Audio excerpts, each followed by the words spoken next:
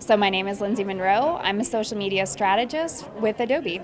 My close relatives think I tweet all day for a living. Couldn't be farther from the truth. World Interaction Design Day was created to show the world the impact of interaction design on the human condition. We partnered with IXDA because it's the leading association for interaction design. Globally, they have something like 200 groups and over 100,000 members. They were a natural fit for such an initiative. I think Adobe really wanted to show its investment in the craft of interaction design, and they definitely did with this initiative. So social media has really created a platform for everyone. As a social influencer, you have a large following and the ability to influence potentially a large group of people. So like anything, you can use your celebrity or reach for good or for bad. So you got to take the good with the bad, unfortunately. So when I started in this field, social strategy wasn't even really a thing, right? Social media was emerging, and I think it was one of those things that wasn't taken too seriously by companies.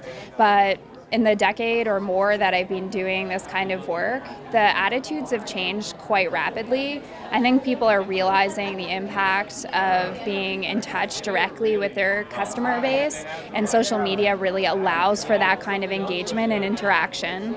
FITC has always been one of those conferences where it's been incredibly inspiring.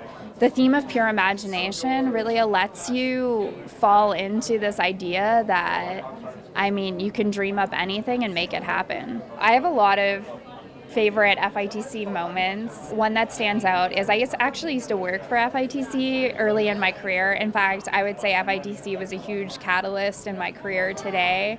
Back in 2012, we had Aaron Drafflin speak at the conference, and I had never encountered him before. And he was selling these signed prints of everything that we love about Canada. And I still have that print hanging in my house. And when I moved to the Bay Area, I had it hanging on my wall, and it was always a point of pride. So it was fantastic to kind of have that token live on.